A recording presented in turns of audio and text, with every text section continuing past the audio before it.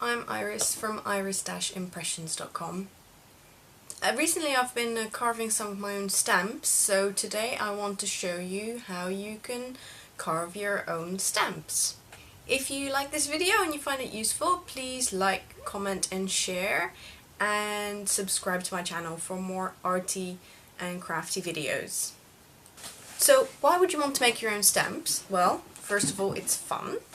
You can save money because you don't have to buy stamps. It's cheaper to buy the materials and do it yourself. And you can create your own unique designs. You're not really limited by what you can find in the shop. And it's fun! Yay! Right, so here are some stamps that I've made myself. Some really simple, kind of geometric shape ones, and then some more complex things where I've drawn shapes and then cut around them. And I made this one the other day and I really like it. So here's what you will need. You will need stamp carving rubber. I use Speedball Speedy Carve. You can use erasers, but I prefer this because it's so soft and it's very easy to cut. And you will need a cutting tool, and preferably more than one blade. I've got narrow blade and I've got a slightly wider blade for getting rid of the bigger areas. You'll obviously want to pick a design to carve, so I'll walk you through 3 ways of doing this. The first is freestyle cutting, scary. The second one is drawing with a pencil or transferring graphite onto the Speedy Carve, and the third one is transferring a print with a heat tool.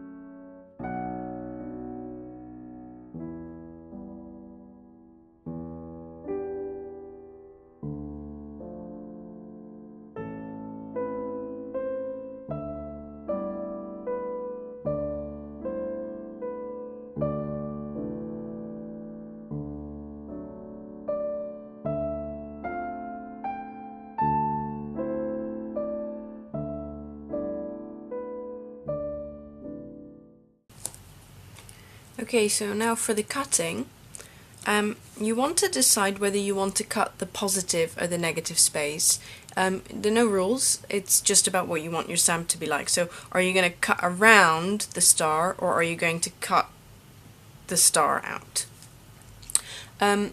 You want to cut around the design elements first and then cut the rest away to get rid of it, or if you did the inside you want to do the lines first and then do the inside. You want to cut away from the joining points, so in the case of this arrow, instead of cutting this way, you want to cut away from where the 2 points meet. So first you cut this way, and then you turn it around, and then you cut away that way. Because if you don't do that, then it will often happen that you end up cutting into your design, and you don't want to do that.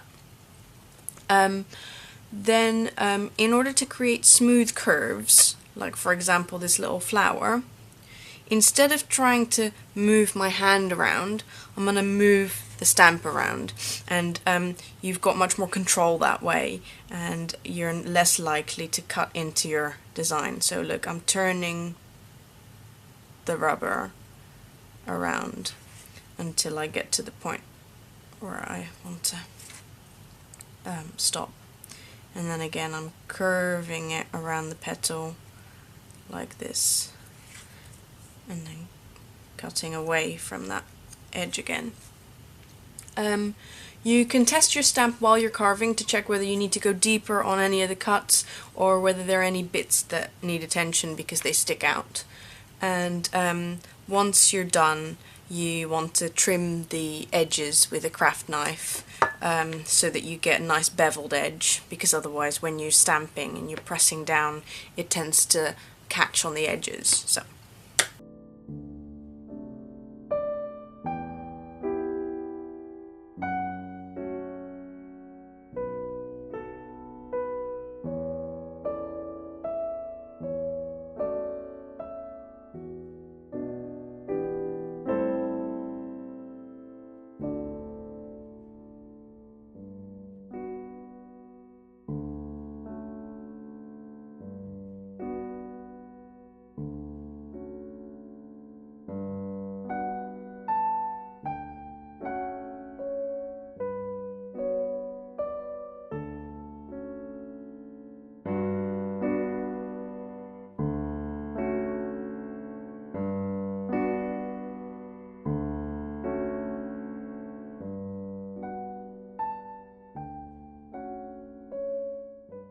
So there you go, we've created 4 different stamps in a very short space of time. I think it would have taken me longer to go out to the shop and buy some stamps, so that's great. And then you've got these little off-cut bits, don't throw those away. You can make little stamps, or you don't even have to carve this could just be a triangular stamp. So yeah, that's also good to keep in mind. Let me just show you this one as well, test it. There we go. That's what I meant with the negative space. So in this one I haven't cut out the negative space, I've cut out the rounds, whereas in these ones I've cut out the negative space around the shape. Okay. I hope you found that useful. Have fun cutting your own stamps, and please show me what you come up with. Bye! Bye!